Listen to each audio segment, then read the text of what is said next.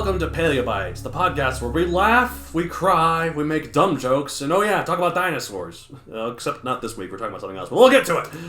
Okay, my name's Matthew Donald, and in each episode, I and a rotating set of guest co-hosts talk about and rate a genus of prehistoric animal, be it dinosaur, mammal, arthropod, and so on. This week, I'm joined by camp crusader and nature aficionado, Natasha Krech. Hello, everybody! Hello. It's so nice to catch you when you're not on one of your adventures. I finally got you settled down a little. And yes, for a weekend. You can thank my homework for that. yeah. I gotta play with ArcGIS. Oh?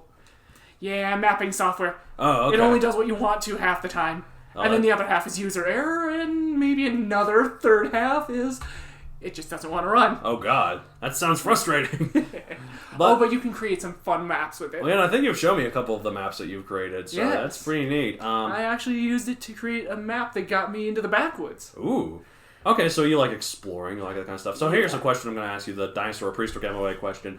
Pick a time period and a location that you would like to walk and like hike in.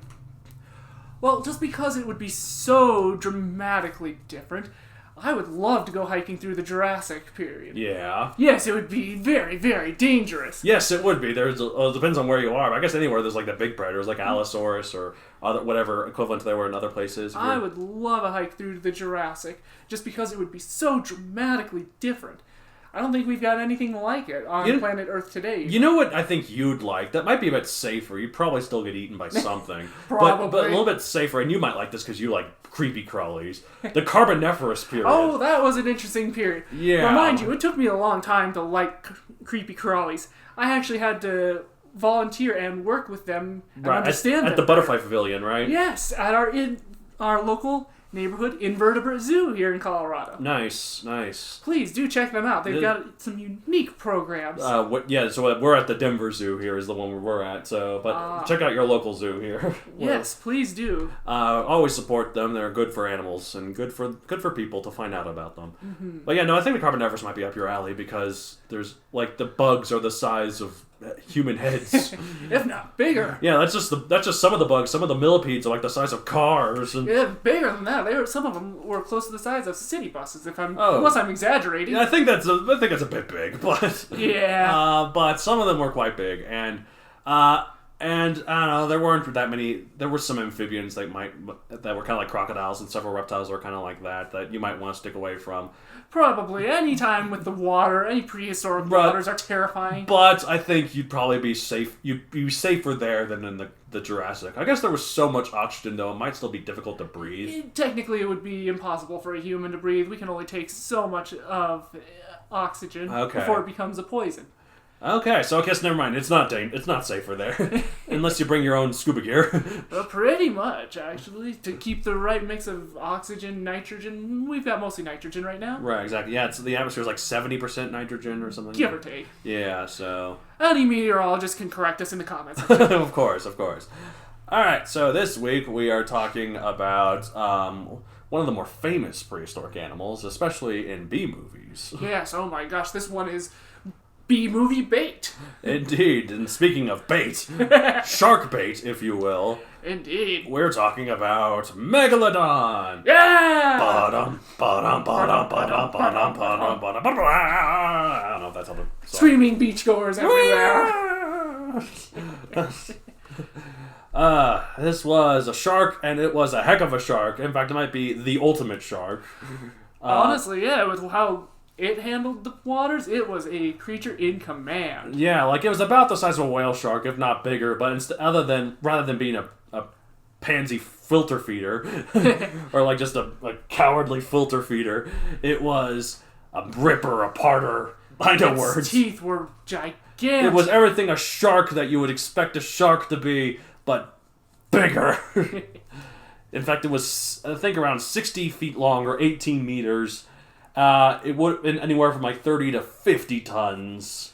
This was a shark. It was the sharkiest shark that ever sharked. And I know that there is some debate in the scientific community on the size exactly, but until we find a complete fossil, which may not ever happen. Sharks have evolved for like since the Devonian period. In fact, sharks are older than trees, funnily enough. And they will be here long after. Yeah, exactly. They'll outlive us. They've lived longer than dinosaurs. They've lived longer than trees, and they will live on forever. And this is the pinnacle. And they will keep getting better. They've spent 350 years, 300 and so million years to evolve into this. Like, even today's sharks are incredible. Yeah, like and the perfectly adapted. Great white. The cookie cutter shark is a surprisingly badass shark because it takes bites out of whales. Yeah, it's been even known to cause problems on nuclear submarines. Oh, that's right. I read the one instance where a cookie cutter shark bit off the nose of a nuclear submarine. Oh, God. Imagine having to explain that to your commander with a straight face. It's like a dog ate my homework, except like a shark ate my top secret government project. That guy would be next to the guy who had to explain to the general in charge of Area 51 what a Naruto run was. Oh, right. We talked about Naruto once when we were talking about Nasuto Ceratops. It's like, it was because at one point my co-host just accidentally said Naruto Ceratops. I'm like, no, that's the one where it runs with its arms to its side. But Nasuto Ceratops is... Okay. Yeah. Okay, well, obviously, this does not need to be said, but I'm going to say it anyways, just for the etiquette of the show. It was a carnivore. Did you know that? That megalodon was a carnivore? With teeth like that? No, it's gotta be eating seaweed. Oh, yeah, exactly. Seaweed, kelp. Oh, yeah. Lived from the early Miocene to the late Pliocene, 23 to 3 million years ago. Good thing there weren't sailing ships back then. Exactly. And, of course, as any YouTube conspiracy might tell you, oh no, it's still around today. Oh yeah, every 2 weeks? Hey look, the megalodon still exists. No, it doesn't, guys. And then, but the comments are like, oh my god, I believe. That thing couldn't hide in the ocean. No. Heck, I had that discussion back in high school where... You'll have to forgive, but I was a little bit of a conspiracy theorist through that time. Yeah. We discussed full on how this thing could live in the deep waters. Right. Turns out we didn't compensate for water pressure. That's the thing about pressure. Like, even if there was, like, that's the thing, some people are like, oh, you don't know what's lurking in the depths, something big and scary. I'm like, even if there was something big and scary and Cthulhu-esque in the deep pressure of the ocean, guess what? They're built for that deep pressure. Yeah, so if they tried to go up and bother us, they'd probably expand and die. It would be very, very painful. It's the bends on steroids. It's basically the equivalent of us going into space. Explosive decompression. Yeah, although I haven't heard of anything that dramatic, but again, I don't travel all the time in marine biology circles. I've actually read that one of the reasons why spacesuits are so padded is because of the lack of pressure. That would make sense. So that's one of the reasons. So it's not just to help you breathe or to help you keep you from being exposed to outer space. It's also just the pressure. Mm-hmm. Keeps you from leaving. We are surprisingly fragile creatures for all the insanity we cause. Yeah, exactly. So location, any temperate or tropical ocean, basically. It was just first described in 1843. Pop culture appearances, so many. Way too many. Every other B movie. Asylum has made a career off of Megalodon. Pretty much every conspiracy theory website video, and also recently in terms of big budget movies, The Meg with Jason Statham. Which I've heard is a surprisingly fun time. Like, it knows exactly what kind of movie it is. That sounds like a movie worth checking out. I have not seen it yet as of this podcast. I haven't seen it either, but I've heard it's really fun. Like, it pulls no punches. It doesn't try and hide what it is. It's like, no, this is what I am, and you're gonna love it. You know, and I love movies that do that, even if they're low budget. I've got some favorite low budget movies that just embrace like insanity. Sharknado? Yeah, although I haven't seen that one. That one I've heard is hilarious. I've watched other YouTubers review it. The tagline for that movie is "Enough Said," which is really funny. Oh, my surprise. When is it going to be a Megalodon Sharknado? Oh dear, don't give that idea to sci-fi. Well, of course, tornadoes, that might be a bit too small for a Megalodon Hurricane. Mega cane! Yeah! Not to be confused with like a giant candy cane. No. It's a megalocane. Crap. Nobody give that idea to the Sci-Fi Channel. They're already working on it, I'm assuming. Knowing them and what's in their basement? Probably. Oh, yeah. Okay, so what's going to be? It's going to be a bunch of normal sharks got exposed to nuclear waste. And then they got big, and then the hurricane hit. So not only is it a nuclear-powered hurricane with megalodons flying. And nuclear-powered megalodons, nonetheless, they explode when they touch something. Oh no, it's like mini nuclear bombs everywhere they go. Oh god, this has gone too far. Oh no, that poor scientist that saw everything coming. That's true. They always see this coming. Like our research shows that we're going to experience a nuclear megalocane at any moment now. Well, that's how every bad sci-fi movie starts, though. The poor scientist who got ignored. Right. Megalodon.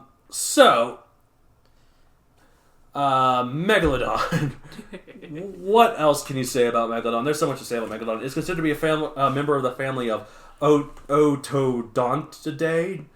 Toothed sharks. And also, most of the time, okay, we always say Megalodon, and most creatures we say the genus name, not the species. But Megalodon, most people think is in fact its species name. It's genus Carcarocles. Which it was originally put into the same classification as genus Carcharodon, which is what the great white shark is in, but they decided it's different enough to be different now. It's considered Carcarocles. Yes, and that's only been in the past few years. Yeah. For the longest time, people thought that this was a great white shark on steroids. Basically, yeah. Which is a fun idea, yeah. Considering what it was hunting. Yeah, it was hunting, probably moving slower. It was hunting whales, so it didn't need to be too fast. Yeah, and whales back then were pretty sizable. Yeah. Though not quite as sizable as today's. Yeah, exactly. No, but like it was hunting them. But yeah, so yeah, there's been a lot of different synonyms or different ideas for where the heck this creature was classified into this. Because the thing about shark fossils, they're really hard to find because sharks have the unfortunate thing of not being made out of bone. They're skeletons. Cartilage, yeah. So we're lucky to have teeth, and teeth is usually the only thing you can find of them. Although in the case of Megalodon, I understand that there's a few rare vertebrae out there. Right, and I think we found like most of the jawbone around it too. Yeah. I think. Although when it comes to sharks are rather nice in the vast majority of cases. That based on the size of the tooth, you can estimate the size of the jaw. Right, exactly. And the configuration of the jaw. With one particular prehistoric exception that I can think of that still drives paleontologists nuts to this day. Oh. Helicaprion. Oh, yes, the spiral tooth one. Yeah. Oh. That debate's still ongoing. I'm definitely going to do an episode on that at some point. That one has always been a fascinating one just because of its crazy jaws. Spiral buzzsaw mouth. Yeah. Yeah.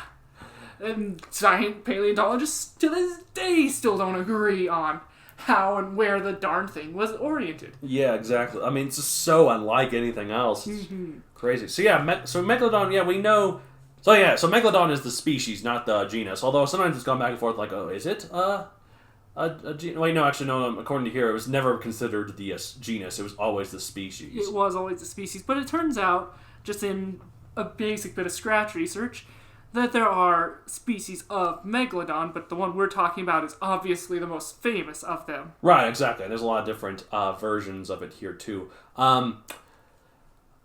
So that means, based on scientific wording and such, the grammar of taxonomy, that whenever you say Megalodon, it should always be lowercase.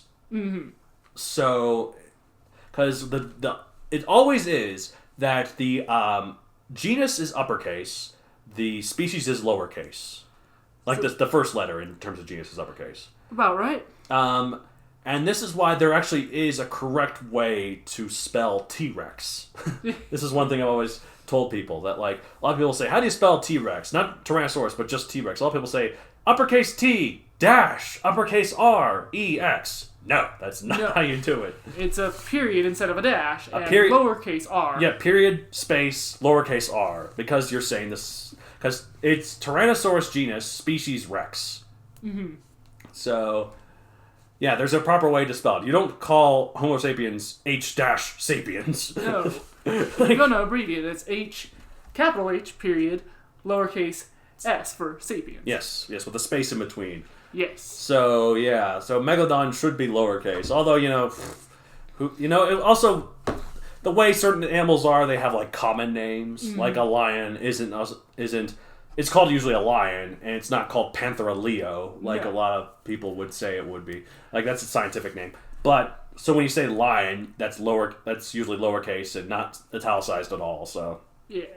So I guess if you consider megalodon to be its common name, which a lot of people, it's called that enough that it might be, then you can say it uppercase you want, I don't know, but you don't have to italicize it like most dinosaurs, though. Yeah. Or all dinosaurs. So.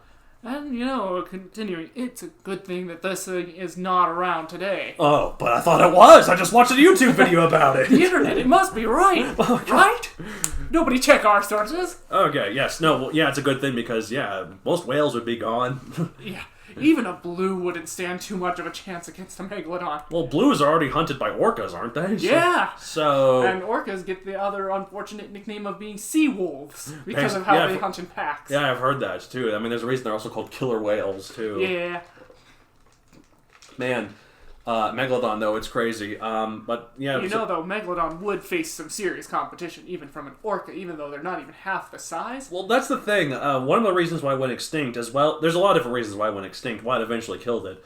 One of them, this is a minor version, but it was competition, especially from... Have you heard of the whale Livyatitan? Yes! Or is it called Livyatitan, or is it called something else?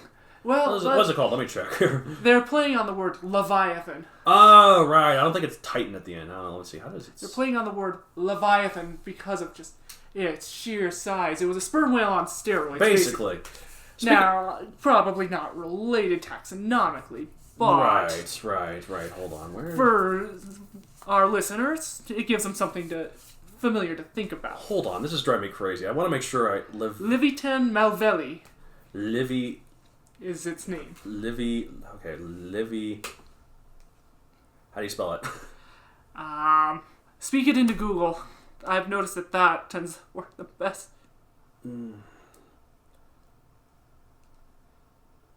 Okay, it's not auto-completing on Wikipedia, but okay, it's not Livyatitan. I don't know exactly how it's said. Some, of course, any serious paleontology person is already not listening to this because they're like, ugh, I want serious stuff. I don't want all these jokes. Oh, they're probably tuned out first 2 minutes. Yeah, exactly. So this is more just for people who have a passing interest in dinosaurs like me, but want to learn a little bit more about it. So I apologize if I pronounce some things wrong or get some certain things wrong. But yeah, no, one of the reasons why Megalodon went extinct was competition from that one, as well as other ones. But its main reason why it went extinct was the Ice Age. Yes, all its prey started migrating north and south. And Megalodon was stuck to the tropics because it couldn't deal with the cold waters. It was too well adapted. Yeah. That was its downfall. That's usually when you're so specialized in a certain thing, that means when the thing changes, you're dead. Yeah. So Megalodon was starved to extinction, basically, because all of its prey could go further up north while it had to stay in the warmer tropical waters. And some of its prey got even smaller. Yeah, exactly, so it couldn't feed on that too well. So yeah, Megalodon, unfortunately, or fortunately, actually, really, is no longer with us. Yeah, I mean, that thing would be horrifying. It's got a jaw span of, estimated at 6 feet or more. Yeah, although, to be fair, would it really be that bad? Like, a lot of people are afraid of sharks, but, the amount of people that get killed by sharks per year is, it's less than vending machines, right? Which in and of itself is sad. Yeah, Americans, let's do better. We're killing ourselves with vending machines. Oh, yeah, exactly. Just oh, I gotta shake it. There's that one potato chip thing that's just stuck in there. And crush. But yeah, no, sharks don't kill that many people. Not really. They, the news just loves to sensationalize Well, the thing is, though, when they do attack, which is rare, but when they do attack, it is very, very bloody. Yes. But very, very dramatic. Yeah, but most of the time they don't eat us because we're not bad. Yeah, exactly. They take one bite and then leave. And honestly, sharks don't have any other way to tell other than to come in and bump or to come in and take a bite. A lot of times when people are resting on surfboards, the shark mistakes it for a seal. So yeah, and if you look at the profile of a surfer from underneath and a profile of a seal from underneath, right. They look very similar, especially for if you're a dumb shark. If you're a shark, yeah, they look. Sharks have really good senses, but sometimes their eyesight sometimes isn't the best. No, they're relying mostly on their electrical sense at that point. Yeah, exactly. So if there was a megalodon in the real, I also probably wouldn't attack us because we're small. Yeah, we are small and insignificant, but our ships might pose an interesting... That's true. The ships might be a problem. I might feel bad for the Navy having to deal with them on a regular basis if they were around. Right, exactly. The nuclear submarines, yeah, they would. The submarines might get eaten. The submarines might get destroyed. Because you find sharks with all kinds of junk in their stomachs. They eat. No, especially the tiger sharks. Oh yeah, exactly. So marine biologists jokingly call them swimming garbage cans. And for good reason. Yeah, exactly. They are not picky. Exactly. So imagine a megalodon that was like that. It's submarines would. They would be toast. Even with sonar. Right, exactly. Okay, so we're going to rate this animal, at times, yes, in everyone's favorite part of the show, 1 out of 65 million. Honestly, this animal's pretty much perfect. 65 million. It gets a solid 65 million. It's a shark. It's perfectly adapted to its environment. Yep, the only downside, if the Ice Age hadn't happened, it probably would definitely still be with us, so... Yeah, and we would not be a seafaring species. Exactly. The boat would never be invented. We'd have automatically jumped to the plane just to avoid these things. Okay. Which, I guess that'd be kind of nice, then, in this alternate world, because... Well, no, the Ice Age wouldn't happen, so I was going to say, that means the Native Americans would be left alone. But if there was no Ice Age, that means we couldn't go to North America. And we'd all be on... the old Europe. world. Yeah, because Europe, the reason why we Africa. got to North America is because the Bering Strait. Yep. Because the sea levels were so much lower because of the Ice Age. Yeah, we'd still all be in the old world. Yeah, exactly. And since we're not developing boats. Yeah. So, new world would be pristine, and the old world would be a mess. But it'd still be a better world, probably. But Probably. anyways, so that's it for this episode. If you want to get a hold of the show, you can contact us at mattd@mathedoncreator.com. You can find me on social media at mathedonscreator on Facebook, at mathedon64 on Twitter, and mathedon64 on Instagram. Yeah, you can email me, you can email my co-host, you can tell us, why are you doing this dumb paleontological show if you're not even trying to say things correctly, like Leviathan? Seriously, what was I thinking? I know, we're all slaughtering the Latin here. Yeah, forgive us. I'm an English major, not a Latin major. And I was a history major. Did you know that there's an ATM machine in Vatican that's the only ATM machine that has Latin as one of its language choices? Well, that's interesting now, isn't it? Yeah, exactly. Yep, if you're interested in writing, you should listen to my writing podcast, The Writwits, where two twits talk about writing. Not much more to say on that. Just, if you like writing, we give advice and stuff. It's a good podcast. You've listened to a few of them, right? Yes, I've listened to a few of them. Alright, finally, you can plug... plug. I was about to say plug my series, but that's all my notes here. I'm going to plug my book series, Megazoic. It's a dinosaur sci-fi, available on Amazon for print and Kindle. If you like dinosaurs and you like laser guns but want to see them together, guess what? Here's a book for you. Leave a rating, buy a copy, support it, please. Support local artists. And that's it. And as we say here at the end of every episode of Paleobites, chomp, chomp, chomp. Chomp, chomp, chomp, chomp, chomp, chomp, chomp, chomp, chomp.